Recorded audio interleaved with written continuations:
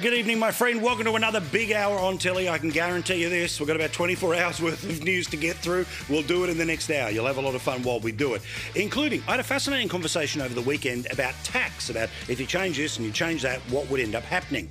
Now, I'm going to show you about just how over-reliant the federal government is, not on company tax, not on the GST, but on you, and why most likely you'll be working deep until tomorrow before you start making some money for yourself.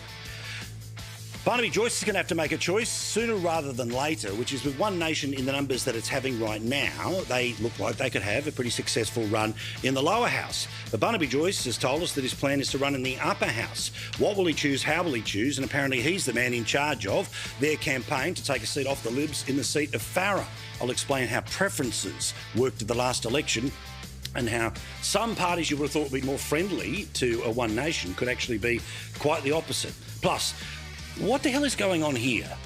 And why is Nicholas Rees dancing with the King and Queen of Moomba? We will discuss this with the Lord Mayor while debating things with Matt Canavan. As always, fun on a Monday night. We get to all of that in a moment or two's time. Sunday, we're going to be in Tasmania. Can't wait for the first of our towns this year to be in Burnie in Tasmania. It's on Sunday, okay? Now, we've moved some things around and I've got an extra 100 seats because people have been very cool and we were able to blast past what we expected. So a lot of people want to come. If you would like to join us or if you can get to Burnie in Tasmania on Sunday, send me an email now because I want to fill those 100 seats tonight. Ourtown at skynews.com.au. First name, last name. How many guests do you want to bring? A mobile number so we can call you back. Ourtown, Sunday, Burnie. Ourtown at skynews.com.au. Now, let's talk about the relentless conversation, which is the most interesting one for those of us who care about the centre-right of Australian politics and those who would like a change to the government when we get our next opportunity. Sadly, that's not until 2028, but still. The endless battle for the opinion polls between the new leader of the Liberal Party, Pauline Hanson, who's been around for 30 years, and she will, of course, be going for her third term in the Senate at this upcoming election, and Anthony Albanese, who thinks if he does nothing, he'll end up winning 110 seats. Now, as you know, the opinion polls have shown us here that One Nation is now somewhere in the early to mid-20s, depending on your poll. But let's do a little comparison here, a little temperature check. Again, the Resolve poll, a sort of centre-left media organisation, is responsible for it. But as you can see, the Labor Party, while it is up 1 in the last 2 weeks, it's down 3 from the election. The LNP might be up 3 in the past 2 weeks, but it's down 9 since the last election. One Nation comes off a 24-point high in this poll, but that's up 17 points since the last election. No real movement in the Greens. Margin of error stuff when it comes to the independents and the others, which include, among others, the old trumpeter Patriots, which apparently won't be running around at the next election. Clive Palmer's already said that he's out when it comes to running another political movement. He said that before, but they, of course, have gone from 5 down to -3 at 5 right now. Now, interestingly, despite the fact that it is, 2-ish years until a full-term election, and there's some speculation amongst parts of the lefty media that we may not have an election going that far. We could have one as early as the second half of next year when that becomes a viable option, and depending on how the polls sit, the government might want to go for an early election, hoping that the mess on the centre-right of Australian politics will mean more seats for them. Can you believe, though, that 3/4 of people have already made up their mind? They are committed to their vote already. 74% of people. Now, interestingly, when this opinion poll comes out, and we got this opinion poll for you first last night, so I know lots have glommed onto it today, as they should, but there's comments that are given to the pollsters which are also published with the poll. Here's a selection. I've always voted Liberal, but now I'm questioning their direction and effectiveness. There's too much migration, full stop. The country's pretty stuffed. Maybe the Libs or Pauline Hanson can do better. I'm thinking of changing because the current government aren't doing enough to help struggling people. Hallelujah. Labor are just taunting the coalition. They should be looking at migration and inflation. That's interesting because, of course, we know that the government is basically sort of playing attack by just pointing at the other people, but the problems are all gathering on their watch. Pauline Hanson, the best leader I can see right now. Quality of life always seems to move backwards under the major parties. Time for something new. It could be a Teal voter, or it could be somebody moving towards One Nation, or, even technically the Greens. I'm sick of the same old promises and nothing getting done off the back of them. No giant surprise there. But also there's further breakdowns about who we trust when it comes to the big issues. Cost of living, the number one in the entire country. Now, yes, the Labor Party is in a position where they've got 24% of people saying that the cost of living, they're the best option. That's for the Liberals, I should say. For Labor, it's 23. But when you combine somebody else and undecided, it's 52% of people who are not picking either the government or the leading party at opposition. That is obviously huge opportunity for everyone on the field. Most likely you would think that Labor doesn't go up in that number, the Libs potentially, but that's a huge area of opportunity and why the numbers are where they are at the moment with One Nation. We know that housing is a massive issue for Australians. But again, 26% back the Labor Party. That 20% number for the Liberals is in fact why Angus Taylor made so many references to housing in his opening speech and multiple interviews, which have been pretty impressive, which he's done everywhere from Sky News to Breakfast Television and the 7:30 report tonight on the ABC. But again, 54% of people say somebody else or undecided. On immigration and refugees, someone else is at 30. You've got to think that that's got to be One Nation, surely. The Liberals are behind the government, or sorry, dead level with the government at 23% each. But 30% somebody else, 23% undecided means 53% of people are up for grabs on an issue which has dominated the headlines today. Watch this space. Now, of course, with that One Nation surge, and again, I am part of those that are going to need to be won back because, like many people of my generation, I am sick of the way that centre-right politics has been run for some time. I, like most, would like to see a major shake-up in the Senate, and this is not a new position. I've been saying this to you since, 2016? When Malcolm Turnbull was the one who broke the Liberal Party, yes, I saw a need for Liberal governments downstairs, but certainly I want you to well and truly vote your heart in the Senate, and given the position of One Nation at the moment, that can be the ultimate win for them. So even if their polling, which is mid-20s, went to the high teens, that would still be enough for them to lock in Senate seats right around the country. But for Barnaby Joyce, the plan was for him to be running as the lead Senate candidate in New South Wales because, of course, at the last election, they were able to win a seat. So New South Wales is pretty good ground at the moment for One Nation. And when you have a look at the current national vote by state, pretty easily you would see at least one senator, maybe two, out of New South Wales, Victoria, which is the most populous state for One Nation. Can you believe that? According to the primary, according to this poll, the single highest area of support for One Nation is in Victoria. In Queensland, Pauline Hanson's on the ballot, but obviously with preferences, she may well be able to get a second person up. And then in the other states, South Australia, Western Australia, Tasmania, it is a more scattered picture about whether it's higher or lower, but you throw the sample from those states and you get to 19%. But of course, Barnaby Joyce is already in the lower house. Barnaby Joyce is the member for New England. He has been re-elected multiple times, whether he was coming down from the Senate, whether he was in government, in opposition, the leader, or up the absolute back of the bus like he was at the last election. We know there's a huge surge in people who have resigned from the National Party in that area, in and around Tamworth. But of course, the plan was to go upstairs. But is Barnaby Joyce going to have to make a choice about whether he becomes the face of the One Nation push in the lower house? Now, we could see as early as Farrer, them being able to be joined by another lower house member. And if that's the case, it may well seal the deal for which way Barnaby Joyce is going to go. I got a feeling he's going to be asked this question a lot more. I told you last week that he opened the door. Well, judge for yourself just how wide that door is when he was talking with LJ this morning here on Sky News. Why don't you think you could win New England as One Nation? I think I could, to be honest. Well, why don't you stay there? Well, it's, that is because, in the One Nation, I'm going to be part of that process and not start sort of predetermining, what I've got to do. I've got to also do what's best for One Nation. And that's the choice. Now, there would be an almost guaranteed Senate spot, certainly if the numbers remain the way they do, but of course that vote could fall, and as long as it remains above 15% stated in New South Wales, I'd be pretty confident of being able to win that Senate seat. But if people are looking to send new faces or some maybe defecting faces from the existing coalition, they're going to need to coalesce around somebody, and there couldn't be a person of higher profile for that run in the lower house than Barnaby Joyce. Again, I'm not saying which way he should go. I'm not saying which way I think he will go. But it is going to be an active question. Now, one of the reasons why Barnaby Joyce and others have surged behind One Nation at the organisational level is because new finance laws and new donation laws kick in on July the 1st, meaning the old laws where the old donation system existed means you can continue to give money like you've always been able to give money to parties, but that changes on July the 1st. So I wouldn't be surprised if there's not an announcement before July the 1st, but One Nation, because it doesn't have a lot of corporate support, it needs the big donations to come in between now and July. Yes, it is part of the overall rigging of the system by the major parties and largely by the Labor Party. Remember, the Labor Party is open about having more Senate seats in the territories and potentially even more lower house seats. So watch this space, because there's always a lot more beneath the surface. And remember, what you can see from above is just the tip of the iceberg. As Angus Taylor made his rounds today, he was dealing with a leak from inside the former leadership of the coalition.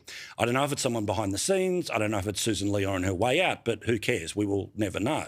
Instead, Angus Taylor was forced to have to deal with what was apparently going to be an imminent announcement when it comes to immigration. You've heard this all day and certainly well ventilated this evening, with 13 countries, with terrorist-controlled regions.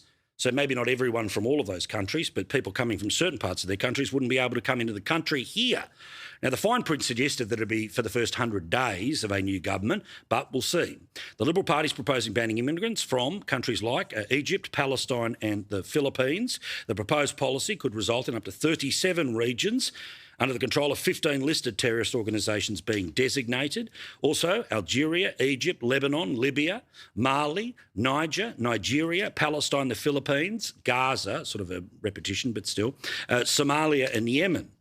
If you have a look at the map of the world, you can see that it is very much centred in and around Northern Africa. This is a place that, among others, people like Bob Katter have been saying we should have the door locked, regardless of whatever the case is, for somebody wanting to flee those countries.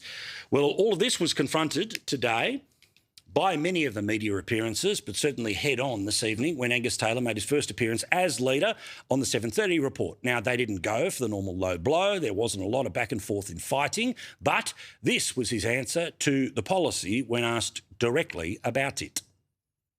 Well, that document, which I haven't actually seen, has no validity. As I understand, well, I know it didn't go through Shadow Cabinet or the leadership, and as I understand it, it wasn't seen by the relevant immigration shadows. So what about relevant ministers working on a plan? Because we know that Susan Lee was working on an immigration plan to be delivered that was delayed after Bondi. Presumably this is it, isn't it? So I can't comment on that. I think I've said all I know about it. I don't know the motive of the people who've been handing these documents around. I haven't seen them. What I do know presumably the motivation is to damage you in some way. Oh, well, look, you know, politics has all sorts of motives, and I'm not going to comment on those because I don't know. But what about the idea? Again, his response. You do approve of the idea of more effort, more time being spent on the views of people coming from places like northern Nigeria or the southern Philippines or the tribal areas in Afghanistan? Well, I think it's obvious that there are some parts of the world where we are more likely to see people who are going to bring hate and violence to our country than others. That doesn't mean you necessarily shut the door on those places, but it does mean you do the work to make sure the people who are coming are not people who are going to threaten our way of life. There will be some higher risk regions than others, and those principles will be in our immigration policy when we announce it. Now, I believe that we've got it wrong over the past 30 years. You only get one chance to screw it up. On that hand, we may well have already screwed things up. But you only got one chance to keep the wrong type of people out of the country, and potentially people from terrorist hotspots, well, may well be part of that part of that particular cohort that we might be talking about as a sense of regret in 10 or 20 years. This will go down well with an awful lot of people, but we know how this will be automatically weaponised by a whole bunch of others. Wait, watch and see where it goes in the next little while. I'm keen to see what Matt Canavan, on the behalf of his bit of the coalition, think about this. But you tell me what you think. Certainly on Facebook today, you haven't been hiding. You can always just go searching for Paul Murray Live on the socials. But more importantly, send me an email, paul@skynews.com.au, or your say at skynews.com.au.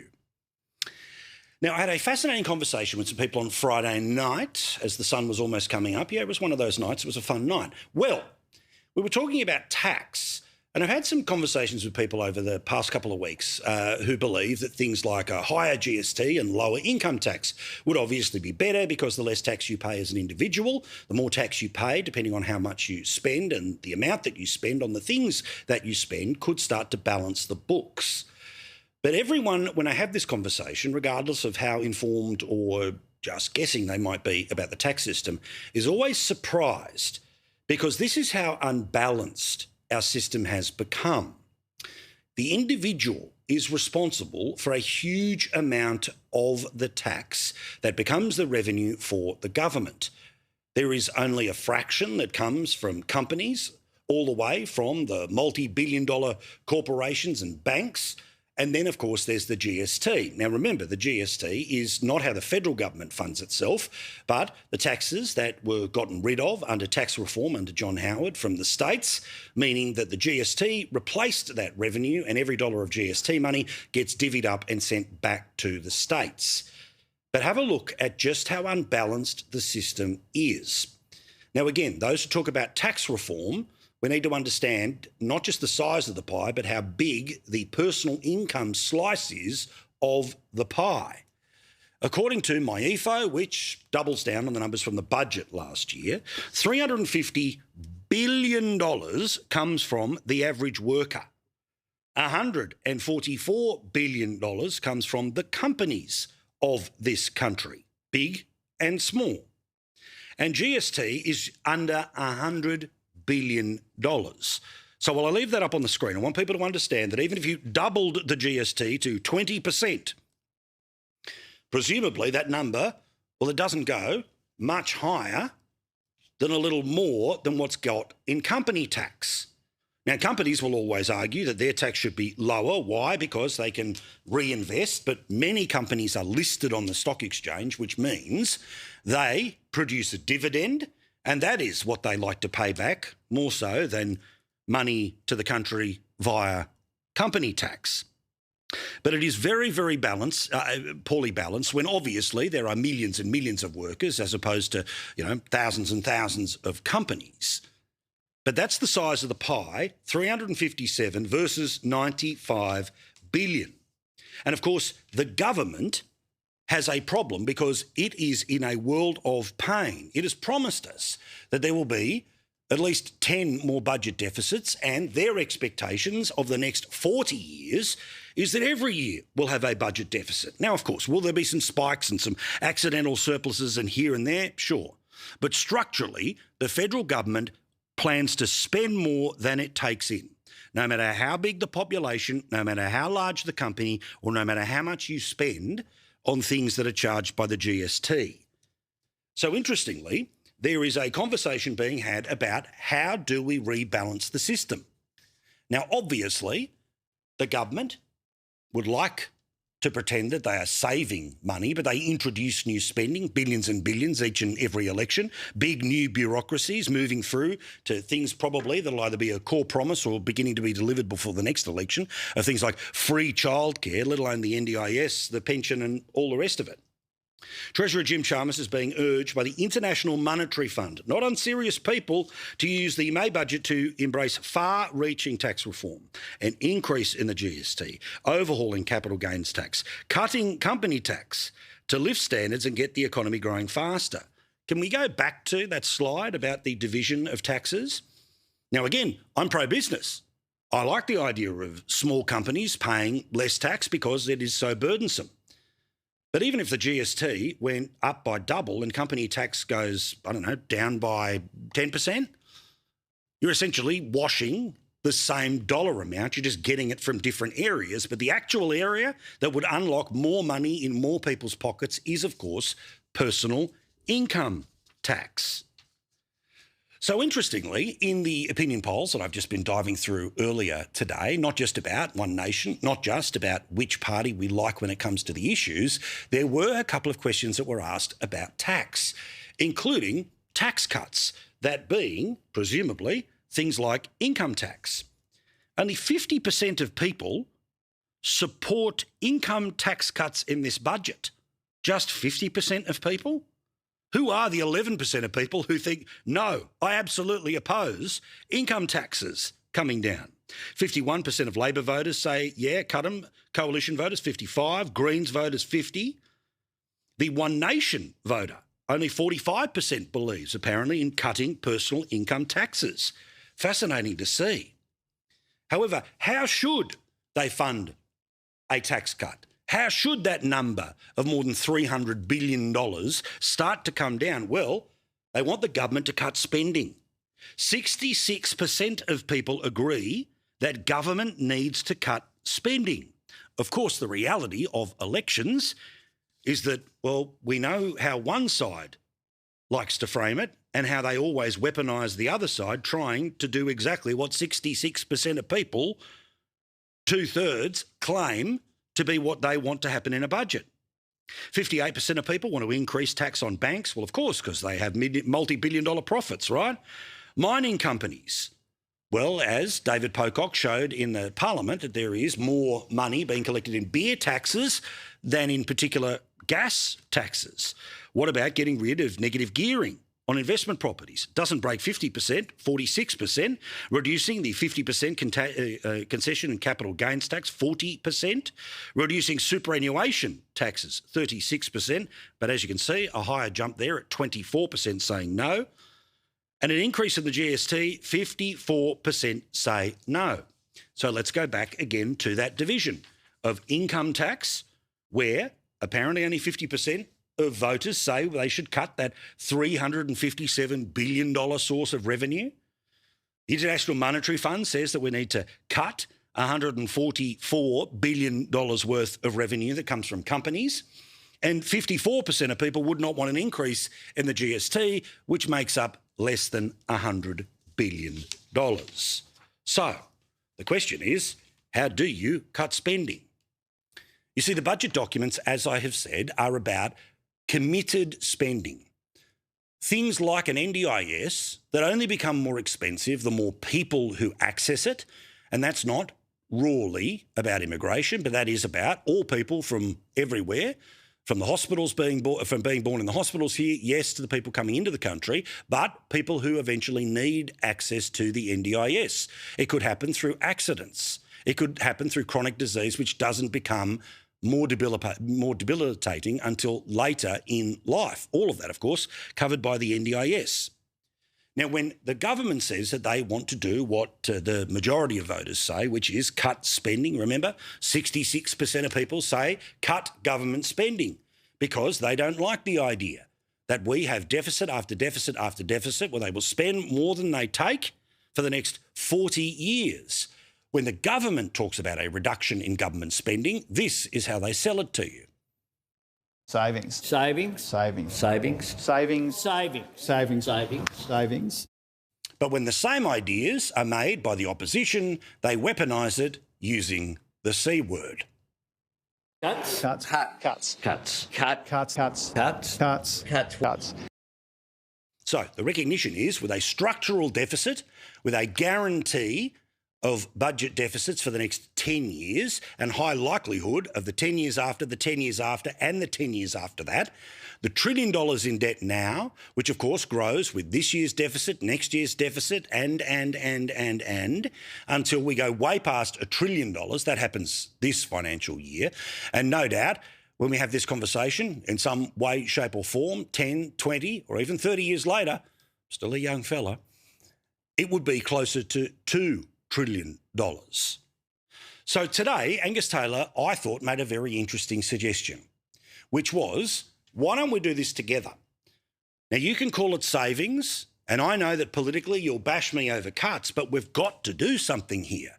Why not have the best brains in your team and the best brains in my team have a look at that federal budget? Together, we would have the votes to be able to do something in the Senate, and maybe, just maybe, we would be able to change the direction of our economic future. Here was Angus Taylor making a common sense pitch today on the likelihood of the government remaining so for at least the next few years, but if they had the support of the opposition, they could maybe make some of the things that would be politically unpopular, but they'd have the cover of the majority of the parliament. Setting up a prosperous economy requires us to put Australians first, not politics, not egos.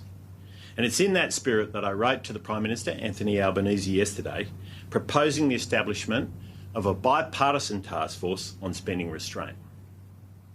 A task force comprising equal numbers of government and opposition members.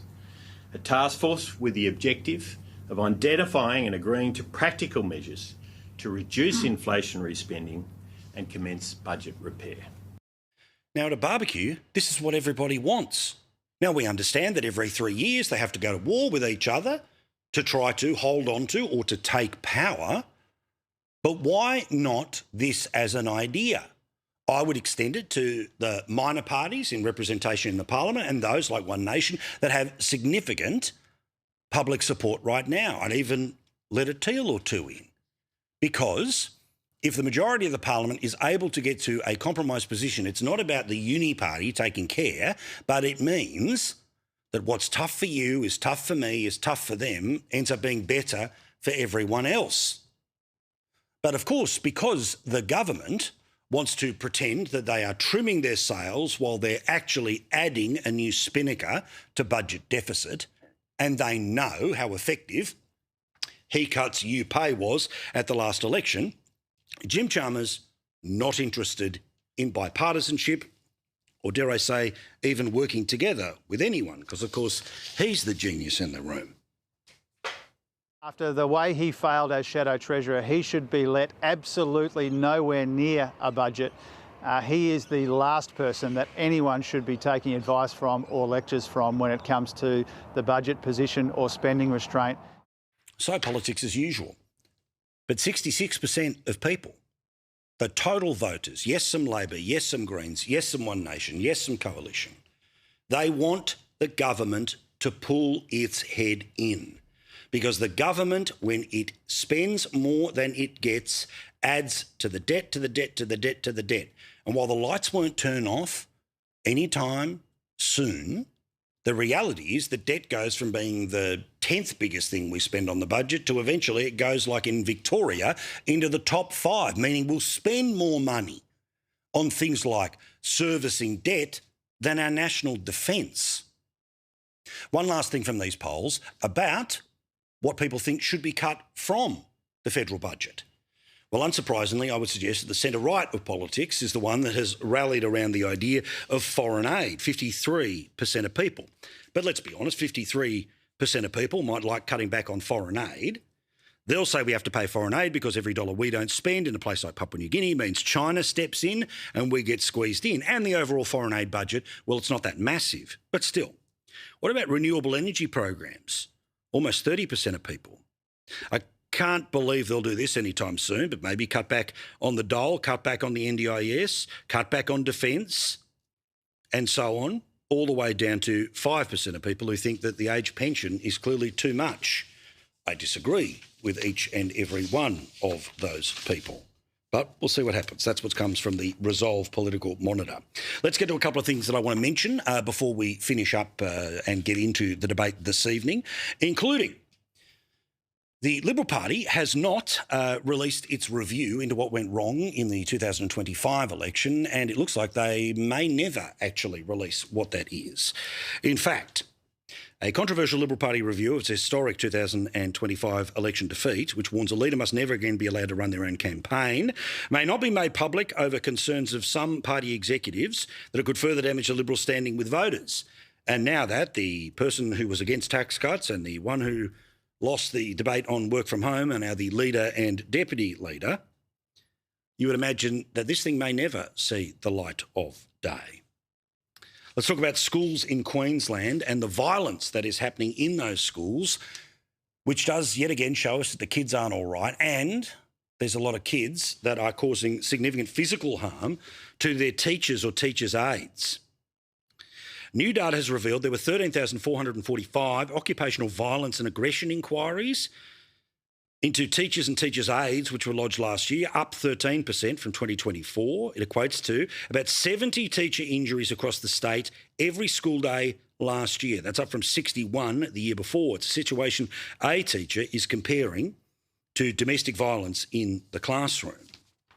Still in Queensland, let's talk about the weather, and it is almost a state sport, not just to cheer in the Maroons, but also to check the Bureau of Meteorology's website, and we know how great that's been over the past little while.